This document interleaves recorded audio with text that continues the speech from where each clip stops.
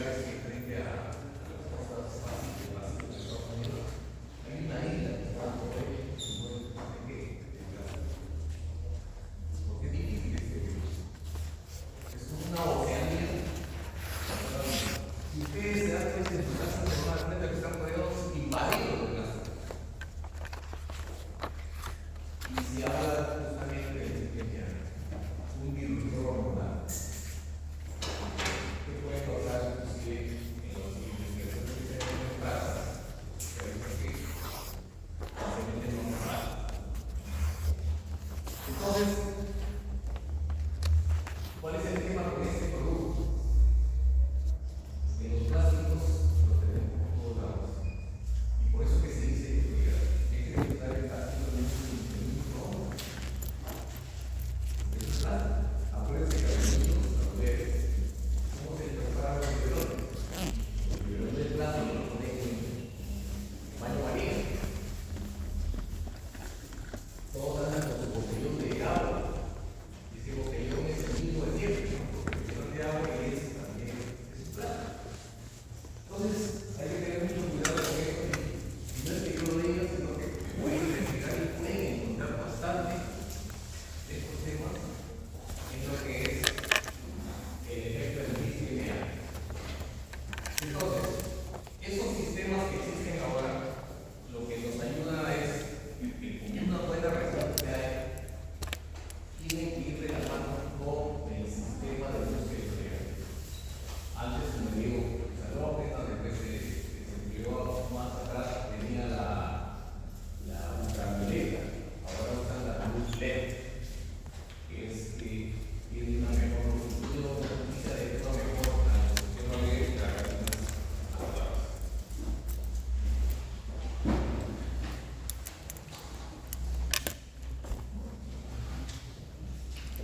Muy bien. Entonces, la intención de los materiales que nosotros tenemos que utilizar es justamente buscar incrementar la adhesión. ¿Y cómo se mide eso? ¿Cómo se observa eso? Fíjense, nosotros tenemos una superficie y podemos tener este tipo de materiales.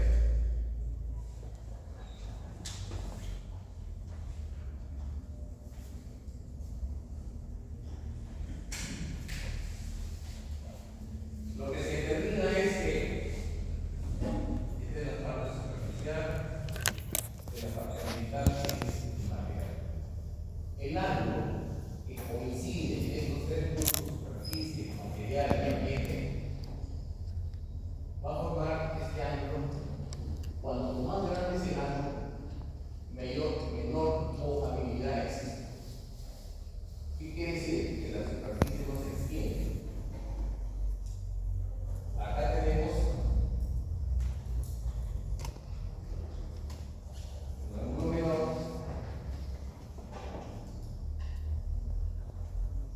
y acá tenemos el ángulo mucho menor. ¿Cuál de estos tres superficies, cuál de estos tres materiales tiene mejor extensión sobre la superficie? Y ustedes van a ver, pueden colocar una nota de silicona consumida, pueden colocar diferentes tipos de materiales y se van a dar cuenta que no todos tienen este mismo ángulo. Esto le da una posibilidad de que estas superficies sean cubiertas por el material empleado. Básicamente estamos hablando de las siliconas. Las siliconas que tienen una mayor posibilidad de extenderse de acuerdo a esta angulación. Y varían justamente en todos los materiales.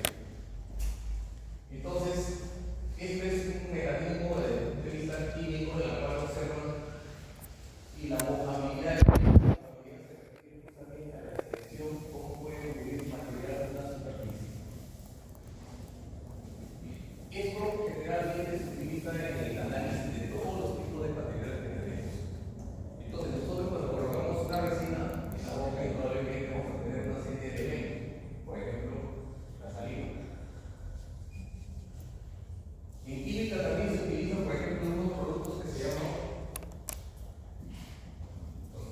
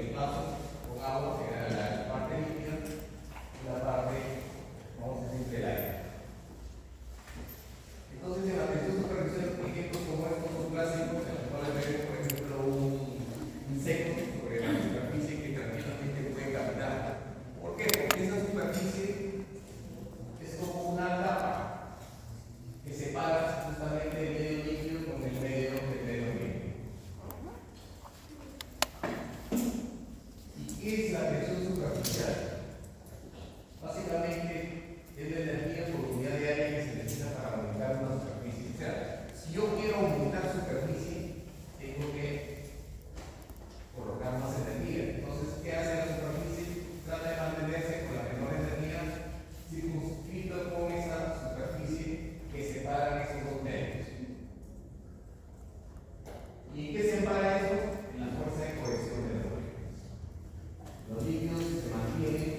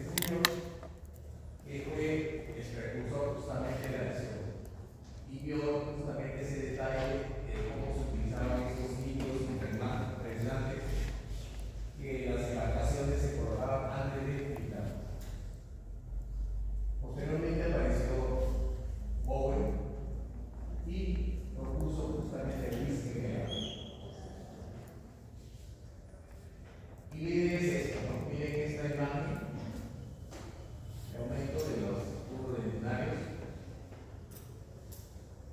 Entonces aparece una serie de materiales y productos que justamente utilizan o se emplean para mejorar esa adhesión. Investigaciones hay bastantes, justamente hablan bien. Este es un trabajo que se hizo por una investigación en la cual se usó fosfato de sodio o clorito de sodio, y acá te usaban justamente el que nosotros empleamos en las clínicas al 24 por fosfato de sodio del 27%, ácido fosfórico del 27% versus el empleo del ácido fosfórico más hipoclorito de sodio. Fíjense los resultados, igualmente son fosfóridos, son diferentes y tenemos una mejor superficie. Solo el empleo del ácido fosfórico al 27% versus el ácido fosfórico más hipoclorito de sodio. Los resultados fueron mejores, los resultados de la válvula integral son más limpios, con mejores posibilidades de adhesión a nivel del uso de los adhesivos. Esta es una lista de los microscopios electrónicos de Willis. Ahora veamos a una imagen de 3000 aumentos. Fíjense, las imágenes indudablemente son mucho mejores cuando se utilizan, por ejemplo, la combinación del ácido fosfórico con el hipoclorito. Son más limpias, más limpias y permiten justamente.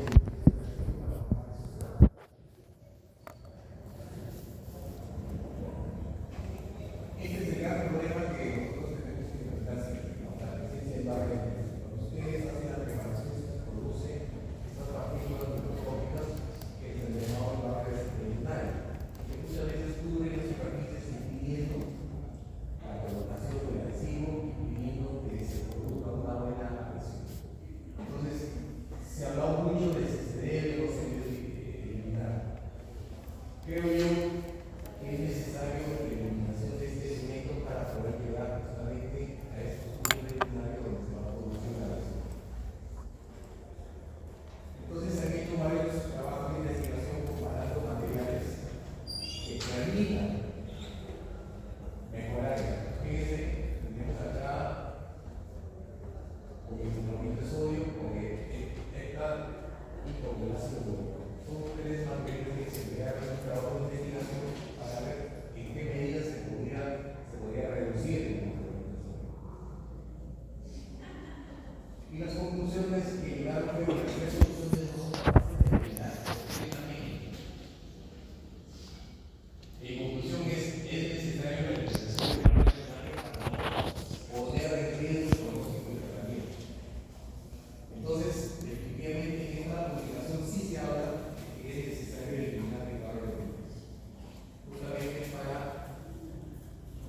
tener realmente el éxito de la adhesión, pero que no se llega a eliminar completamente. Este es otro trabajo que se hizo de investigación en la cual se utilizó el ácido cítrico al 10% con una preparación. Las tablas de preparación ahí también emplean para mejorar justamente la eliminación del barro integral. Entonces, ¿qué concluye? Su presencia constituye un efecto negativo porque impide el correcto sellado que debe proporcionar la. Se trata de una capa porosa levemente adherente, o sea, con estos materiales empleados tuvieron estos resultados. Y así comenzó una generación de la aparición de los sistemas de adhesivos en las resinas desde los años 70 con adhesivos dentales de primera y segunda generación. Posteriormente fueron apareciendo adhesivos a base de fosfatos. Uno de esos es el Scorbon de la 3M, un adhesivo con dos componentes. Especialmente tenían dos frascos, los cuales tenían que mezclarse. Entonces, en los años 80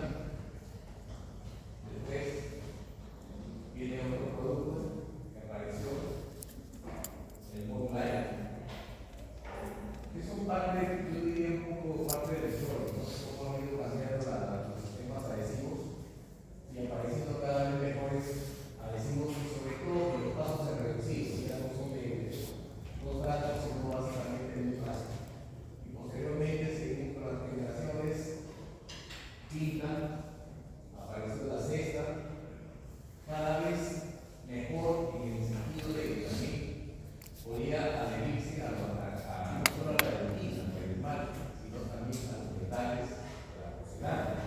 Eso es importante, ¿no? Porque a veces se necesita hacer cierto tipo de reparaciones. Viene la séptima, que ya empieza con una sola botella, básicamente, excepcional fuerza de zona de níquel, y también con cerámica, cemento y metales. Esta es otra presentación del Lifestyle, que también es otro deseo muy bueno. Nos tiene la ventaja de flujo. El TPN Bond, que es una agente de adhesión, también de un solo brazo.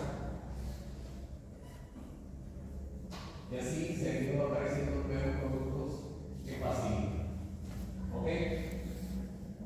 Entonces, el tema con respecto a la polimerización. Todos sabemos que la polimerización es la formación de cadenas grandes, en la cual se unen los monómeros, cada vez que se van uniendo, van formando cadenas cada vez más grandes y más homogéneas. Esto básicamente es el concepto de lo que es polimerización. Y tenemos un ejemplo que, por ejemplo, hay dos tipos, como les dije, polimerización por adición y polimerización por condensación.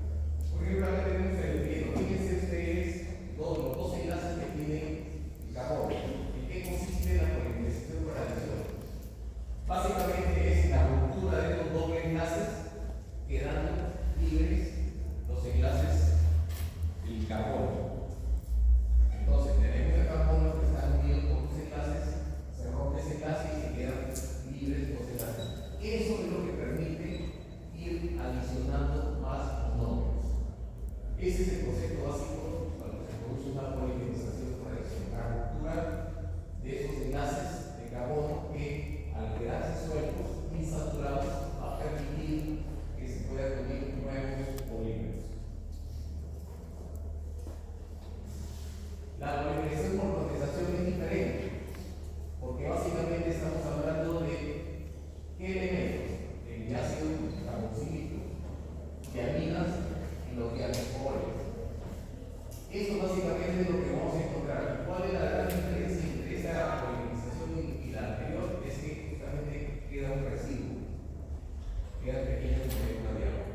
Y eso es lo que muchas veces puede contaminar, puede afectar la calidad de una impresión, sobre todo cuando vamos a hacer vaciado. Y no sé si las indicaciones correspondientes cuando se utiliza una silicona, por ejemplo, de condensación.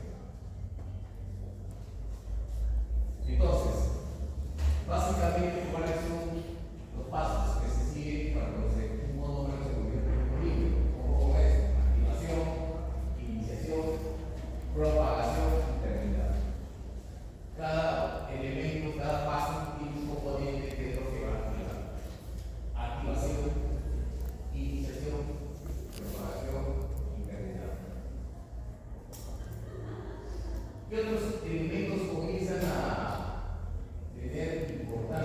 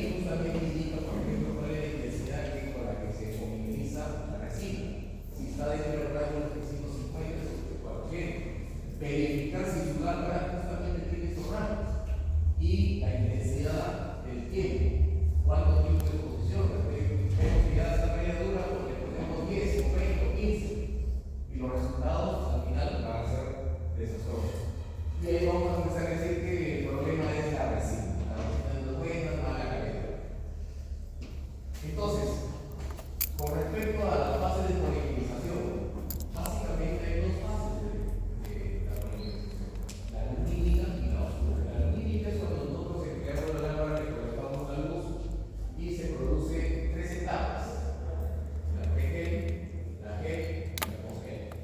La pre-gel es la masa, la consistencia que ustedes utilizan para poder adaptar a la calidad. Está en un plástico viscoso. Después ya viene la gel, que comienza ya a endurecer, y la post-gel es justamente cuando ya está líquido y ojo que todas las resinas se contraen. Ojo con eso, que todas las resinas tienden a producirse en cierto grado de asociación. Y la fase oscura quiere decir que